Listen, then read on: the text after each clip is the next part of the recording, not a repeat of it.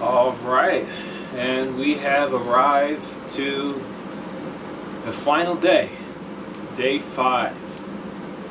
And if you interested in knowing about maybe some of the cons or what may be perceived as inconveniences during kind of my demoing this lifestyle, please refer to the last video, day 4, and where I addressed those.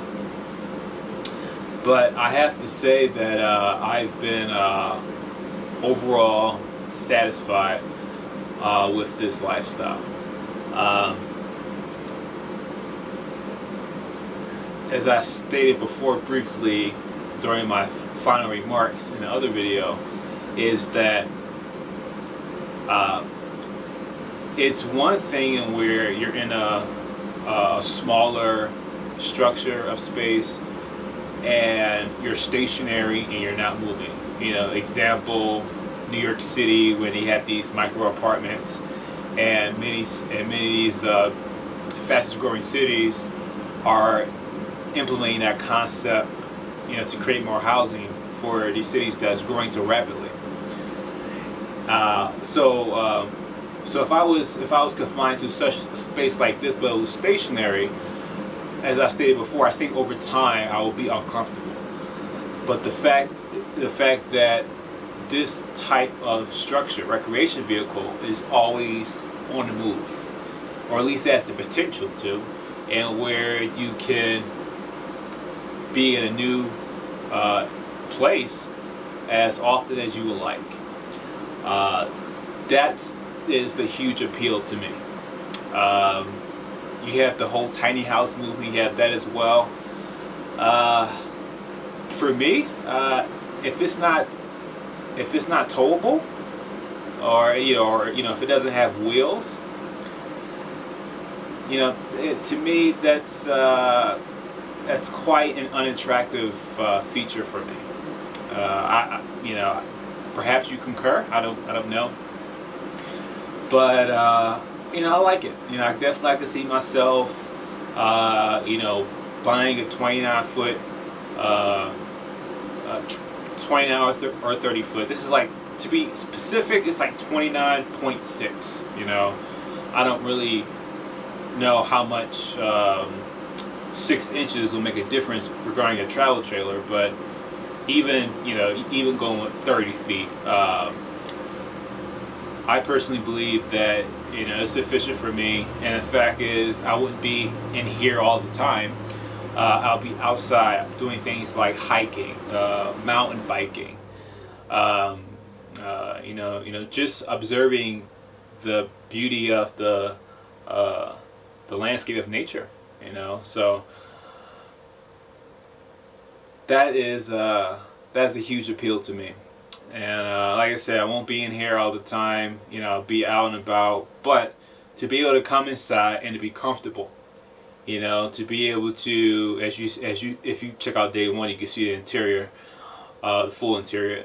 To be able to, have a place to relax, maybe watch some TV. I'm not really a TV guy, but it was furniture for one, so give me an opportunity to catch up on a lot of TV series I enjoy.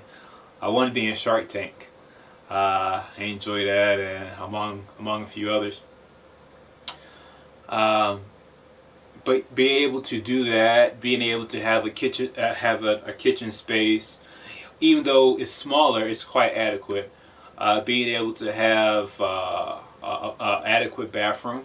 Of course, it's not a huge bathroom, given that it has to be smaller to be in the constraints of the space. But toilet, a shower, and then a nice bedroom, smaller but quite adequate. That, in my personal opinion, gives you a more whole experience as being a nomad.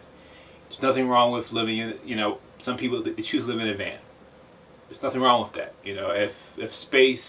If small spaces don't make you hugely uncomfortable, perhaps you may find it to be a good fit for you.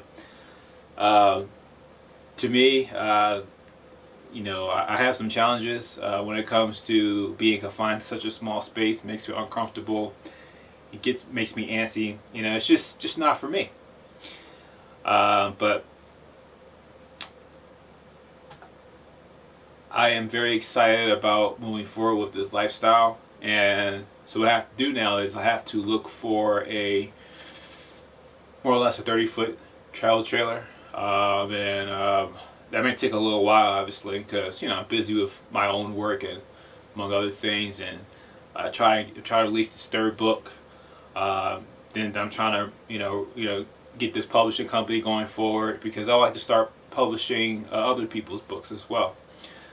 So it's a multitude of things I have on my plate, but among those things, I will start looking for a travel trailer, uh, and I also probably once I get the travel trailer, then or once I have an idea which one I'm likely going to buy, then I can buy the appropriate tow vehicle with it as well. And someone may ask, well, how much is something like that going to cost? Because maybe you might be considering doing the same thing. And it's a good question, really.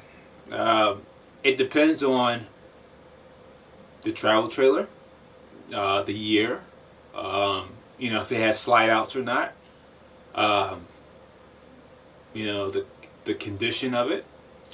Uh, you know, if you scour Craigslist, you can see travel trailers go as little as, I've seen some as low as about $4,000, $4,000 in okay condition, where you can just drive it off and you'll be okay, and you don't have to.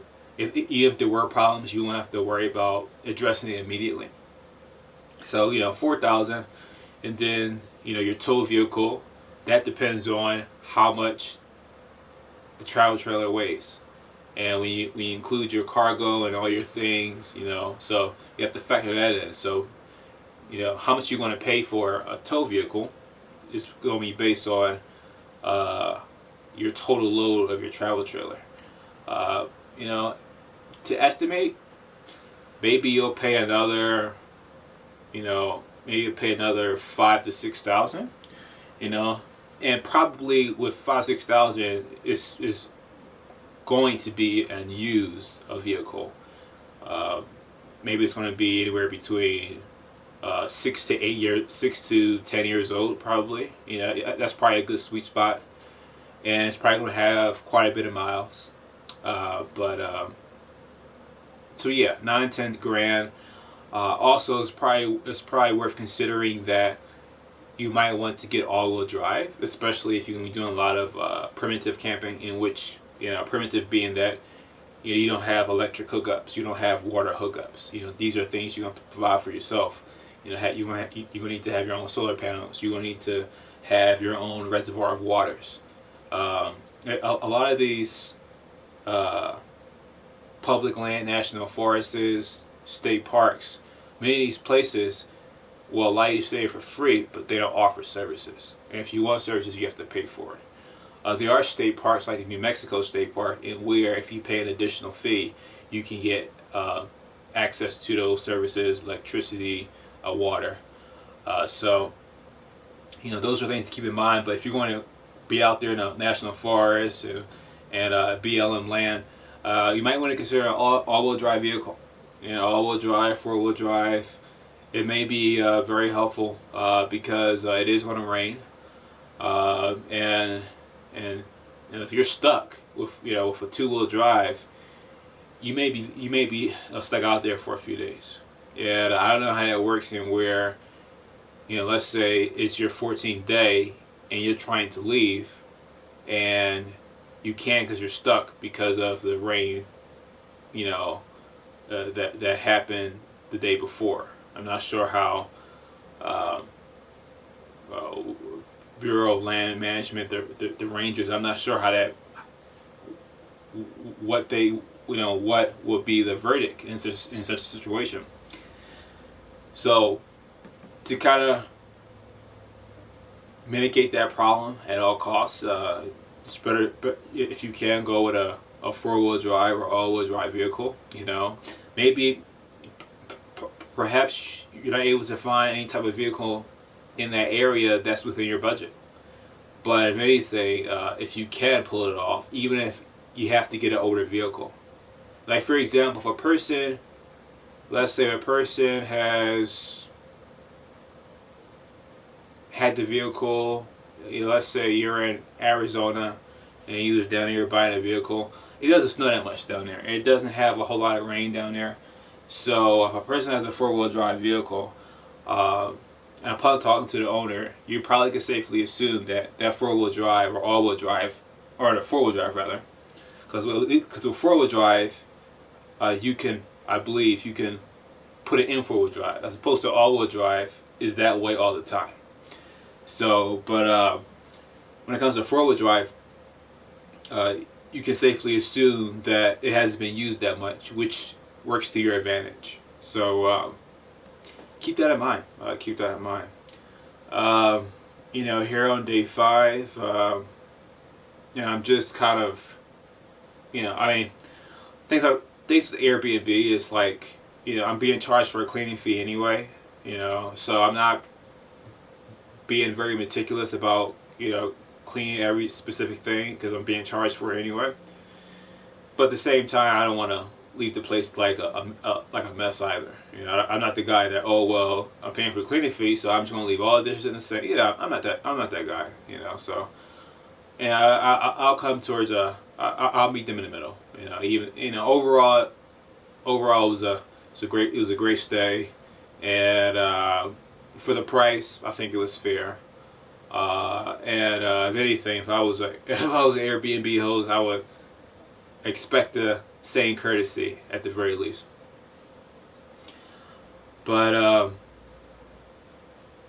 yeah, so it was great. It was really great.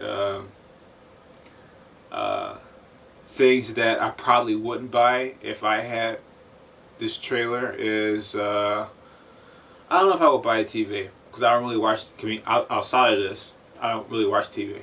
I do like my TV series, like I said, Shark Tank. Some old ones like Martin.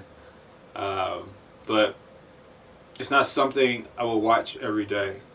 So I don't know. I don't even know if I would buy one. But I'm very as I am a huge supporter of philosophy as a minimalist. I would just buy what I need anyway. So I have a few pieces of furniture, and I have some kitchenware, and that's all I would need really. For me, I like open space, so definitely need my space to meditate, do some yoga, which in a space like this might be a bit more challenging. But there's definitely if you check out day 1, the kitchen space is that's probably the biggest amount of open space that I can probably do my meditation or do my yoga.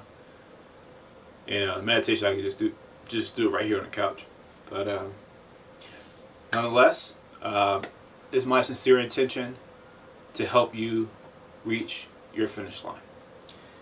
And I don't know what the finish line is for you, but I want you to get there.